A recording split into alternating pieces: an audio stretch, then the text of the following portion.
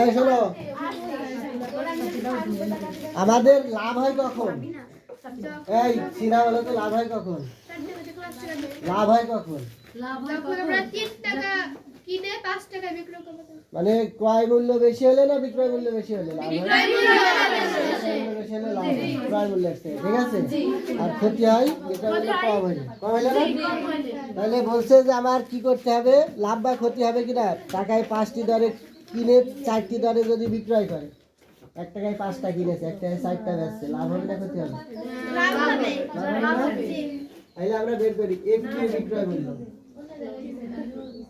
একটির বিক্রয় মূল্য, একটির ক্রয় মূল্য, আগে হচ্ছে ক্রয় মূল্য, ঠিক আছে? এই 5টির ক্রয় মূল্য, 5টির ক্রয় মূল্য কত? 1 টাকা না? 5টির ক্রয় মূল্য হচ্ছে 1 টাকা, ঠিক আছে? তাহলে একটির ক্রয় মূল্য কত?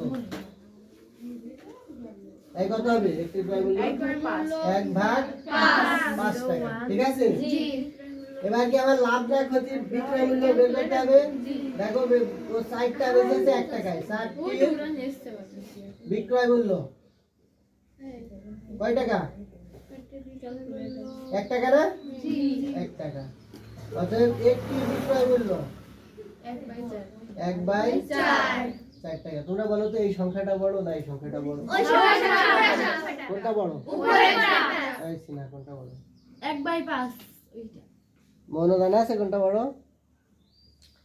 শোনো, উপরে যদি একই সংখ্যা থাকে আর নিচেই যদি মানে উপরে মনে করো দুইটারই 1 আছে না?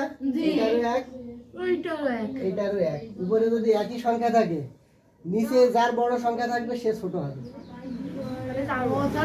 ঠিক আছে? মনে থাকবে না? উপরে দেখো দুইটারই 1, নিচে এর বড় না, তাহলে এ ছোট। ভাগ করে দেখো 1/5, 1 কে 5 দিয়ে ভাগ দিয়ে রাখো, কত হয়? পয়েন্ট 2 না? পয়েন্ট 2। এটা ভাগ দাও, এটা ভাগ দাও, দেখো 0.25। এটা বড় না এটা বড়? এটা বড় না? তাহলে আমরা বড় ছোট কিভাবে চিনবো? উপরে যদি একই সংখ্যা থাকে, নিচে যার বড় মান সে ছোট, ঠিক আছে? বড়। তাহলে এখানে এ বড়। আমরা যদি লাভ বের করি, আমরা তো নিশ্চিত বুঝতে পারছি যে এখানে লাভ হবে, কারণ হচ্ছে ও 1 টাকায় কিনেছে 5টা আর 1 টাকায় বেচছে 4টা, তাহলে লাভ হবে না? লাভ হবে। তাহলে আমি যদি লাভ বের করতে চাই, আমার কি বিক্রয় মূল্য বিয়োগ ক্রয় মূল্য না? তাহলে লাভ সমান বিক্রয় মূল্য মাইনাস ক্রয় মূল্য। বিক্রয় মূল্য কত? 1/4 না? 1/4 মাইনাস 1/5। তোমার যদি মনে নাও থাকে যে লাভ সমান বিক্রয় মূল্য বিয়োগ ক্রয় মূল্য, তুমি সবসময় মনে রাখবে আমার বড়টা থেকে ছোটটা বিয়োগ করতে হবে। বড় কোনটা? এটা না? ছোট কোনটা? এটা। তাহলে এইটা থেকে এটা বিয়োগ দেবো, নট এইটা থেকে এটা, ঠিক আছে? যদি এটা থেকে এটা বিয়োগ দাও তাহলে তো বিপদে পড়ে যাবো, ভুল হয়ে যাবে, মাইনাস চলে আসবে। তাহলে লসাগু কত হয়? 20। লসাগু হয় 20। আমি নিয়ম কি শিখাইছিলাম? তাহলে 1 গুণ 4 দিয়ে কত? ভাগ 5, তাই না? বিয়োগ 1 গুণ কত? 4। তাহলে দেখো উপরে 5 বিয়োগ 4/20 হয়, তাই না? তাহলে কত? 1/20 না? 1/20। এই 1/20 টাকা লাভ হয় কয় টাকা? কয় টাকায় লাভ হয়? 20 টাকা। এর ক্রয় মূল্য কত ছিল? 1/5। এই টাকা না ক্রয় মূল্য? তাহলে এই টাকায় না এটা লাভ হয়? 1/5 টাকা হয় 1/20 টাকা। অথবা তুমি আরেকটা কাজও করতে পারো, এই দেখো তোমার হচ্ছে যে এখান থেকে এটারে ভাগ দাও, 1/20 রে ভাগ দাও,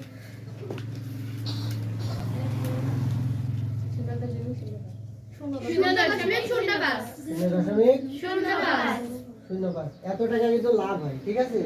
এত টাকা লাভ হয়, এটারে ভাগ দাও, দেখো তো 0.2 না? এটারে ভাগ দাও 0.05, তাই না? তাহলে কয় টাকায় লাভ হয় এত টাকা? 0.2। চলো, এই টাকায় না লাভ হয়? এই টাকায় লাভ হয় এই টাকা, 1 টাকায় কত 100 টাকায় কত, তাই না? আমাদের বের করতে হবে। তাইলে দেখো 0.2 টাকায় লাভ হয়, 0.2 টাকায় লাভ 0.05 টাকা। 1 টাকায় লাভ কত হবে? 0.05 ভাগ 2.2 টাকা। 100 টাকায় লাভ বেশি হবে না? তাহলে 0.05 গুণ 100 ভাগ 0.2 না? কত দিনে কত হয়?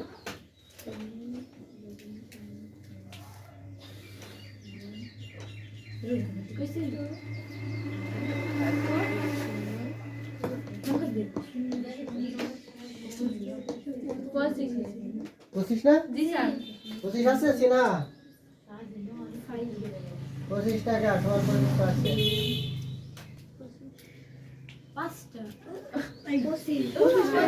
25 না? গুণ করবা ক্যালকুলেটরে, তাও ঝামেলা। 0.05 গুণ 100 ভাগ 0.2, 25, এই যে 25। 100 টাকা হলে সবসময় পার্সেন্টেজ বের করতে হয়। অঙ্ক বুঝিনি কে? এটা খুব ইম্পর্টেন্ট অঙ্ক, বুঝছো?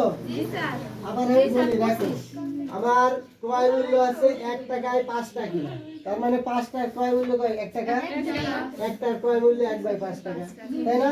তোমার সঙ্গে কি 0.2 টাকা বিক্রয় করেছে, 4টার বিক্রয় মূল্য 1 টাকা, একটার বিক্রয় মূল্য তাহলে 1/4 সমান 0.2 টাকা। আমরা জানি লাভ সমান বিক্রয় মূল্য বিয়োগ ক্যালকুলেশন করলে এটা আসবে, তাই না? এত যদি করতে না চাও, এটা থেকে এটা বিয়োগ করলে এটা আসবে, ঠিক আছে? এবার আমার কিনা ছিল এই টাকায় না, তাহলে এই টাকায় লাভ হয়েছে এই টাকা, 1 টাকায় কত আর 100 টাকায় কত, সহজ না?